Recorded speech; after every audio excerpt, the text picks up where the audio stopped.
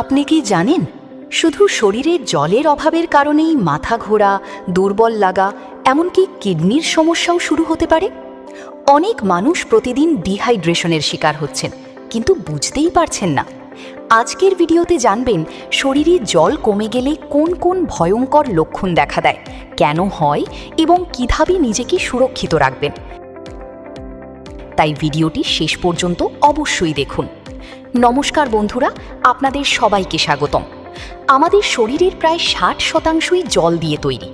এই জল শরীরের তাপমাত্রা নিয়ন্ত্রণ থেকে শুরু করে হজম, রক্ত সঞ্চালন এবং শরীরের টক্সিন বের করতে গুরুত্বপূর্ণ ভূমিকা পালন করে।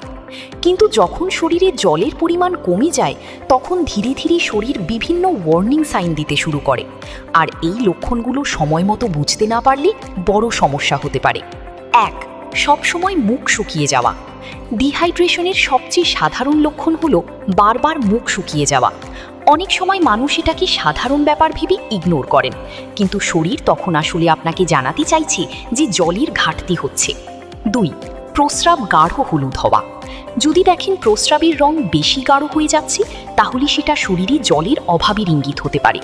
সাধারণত পর্যাপ্ত জল পান করলে প্রস্রাবের রং হালকা থাকে। 3. মাথা ঘোরা ও দুর্বল লাগা। শরীরে জল কমে গেলে রক্তচাপ কমে যেতে পারে, ফলে মাথা ঘোরা, দুর্বল লাগা বা দাঁড়ালে ঝাপসা দেখার মতো সমস্যা হতে পারে। 4. প্রচণ্ড ক্লান্তি।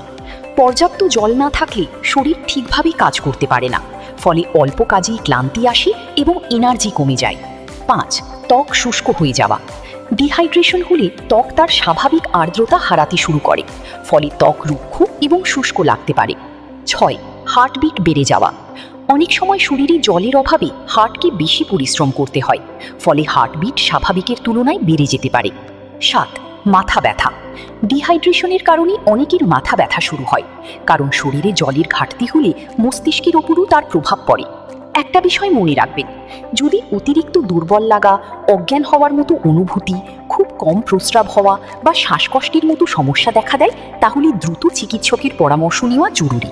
কিভাবে ডিহাইড্রেশন এড়াবেন? নিয়মিত পর্যাপ্ত জল পান করুন, অতিরিক্ত রোদ এড়িয়ে চলুন, বেশি ঘাম হলে ওআরএস বা তরল খাবার খান, ফল এবং জল সমৃদ্ধ খাবার বেশি খান, অতিরিক্ত সফট ড্রিঙ্ক কম পান করুন। শরীরে জলের অভাবকে কখনোই হালকাভাবে নেবেন না, কারণ ছোট একটি অসাবধানতাই বড় সমস্যার কারণ হতে পারে।